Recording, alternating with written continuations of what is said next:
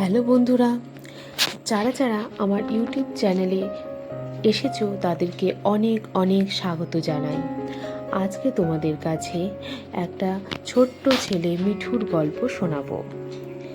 একটা সুন্দর গ্রামে বাস করত ছোট্ট এক ছেলে মিঠু।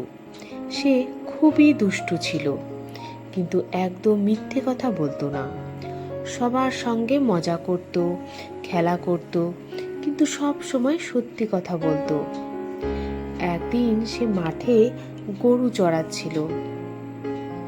হঠাৎ এক ভয়ঙ্কর ডাকাত এসে হাজির হলো। ডাকাত মিঠুকে বলল, তোর বাবার দোকান কোথায়? মিঠু জানতো তার বাবা দোকানে অনেক টাকা রেখেছেন, কিন্তু সে ভয় পেয়ে গেল না। সে সত্যি বলল, আমার বাবা দোকানে আছেন, কিন্তু আপনি খারাপ কাজ করবেন না প্লিজ।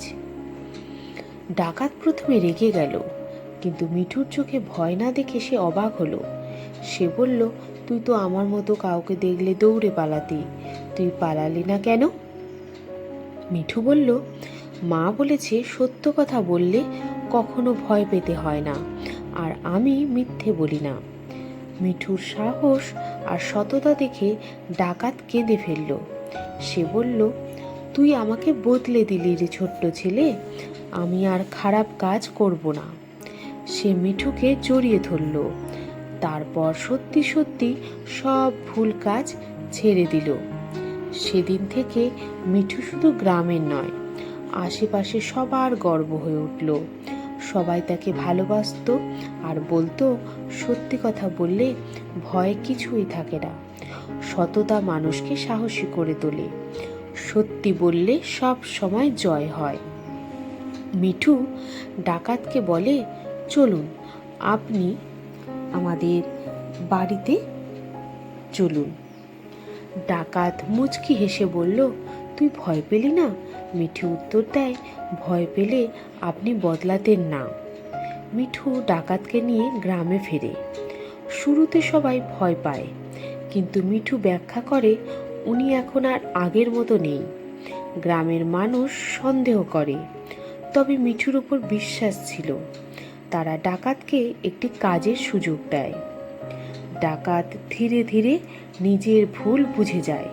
সে দোকানে সাহায্য করে, মন্দ লোকদের রোধ করে এবং গ্রামের অনাথ ছেলেকে পড়াশোনা শেখাতেও শুরু করে দেয়।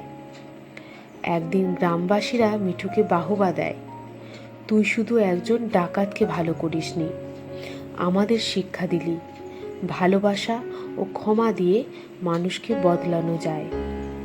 সাহস, দয়া ও বিশ্বাস এমন তিনটি গুণ যা অন্ধকার মনকেও আলোয় ভরিয়ে দিতে পারে। তো বন্ধুরা, কেমন লাগলো আজকে এই সুন্দর গল্পটি?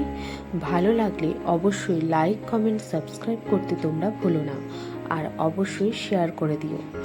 আজ তবে আসি বন্ধুরা, আবার দেখা হবে অন্য কোনো নতুন ভিডিও নিয়ে। Tata, bye bye.